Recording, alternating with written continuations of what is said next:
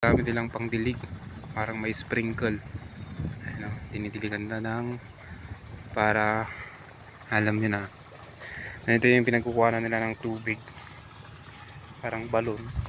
Tapos yun, no, at ginagawa ko rin yan sa Pangasinan, pero iba yung ginagawa, yung may ano sa dulo check natin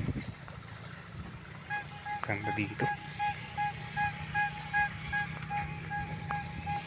parang nag-spray sila yung pechay nila. Ang ganda, ang lalaki. Ano, magaya din natin to. Ito yun. So dikit-dikit siya, wala siyang spray, wala siyang ano. Mas maganda yan, pero mas malaki naman yung mga tubo niya. Kung benta mo isa dito 10, tapos 1 million to, kita ka na.